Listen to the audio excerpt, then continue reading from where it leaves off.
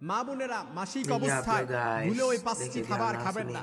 যদি এই 5টি খাবার খান তাহলে ধীরে ধীরে আপনি ক্যান্সারের দিকে আক্রান্ত হবেন, অথচ আপনি নিজেও জানবেন না। মা বোনদের জন্য পিরিয়ড হওয়া, মেনস্ট্রুয়েশনাল পিরিয়ড, এটা একেবারে স্বাভাবিক অবস্থা।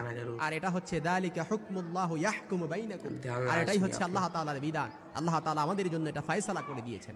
এজন্য মা বোনদের যে পিরিয়ড হয়, মেনস্ট্রুয়েশনাল পিরিয়ড, আমার মায়ের হয়, আমার বোনের হয়, আপনার মায়ের হয়, আপনার বোনের হয়, অনেকে লজ্জায় এগুলো বলতে যায় না, জানতে চায় না, অথচ এটা আল্লাহর বিধান। এটা লজ্জাকর কোনো বিষয় না, এটা একেবারে স্বাভাবিক বিষয়।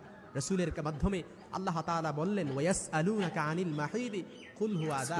হে রাসূল, লোকেরা যখন আপনাকে হায়াত সম্পর্কে জিজ্ঞেস করে আপনি বলে দেন এটা খুব কষ্টকর বিষয়।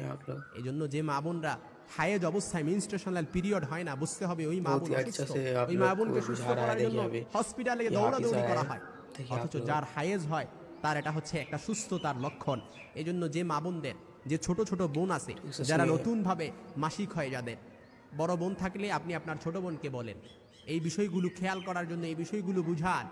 যারা মা আছেন আপনি আপনার মেয়েকে এই পিরিয়ড সম্পর্কে তাদেরকে ভালো করে জ্ঞান দেন।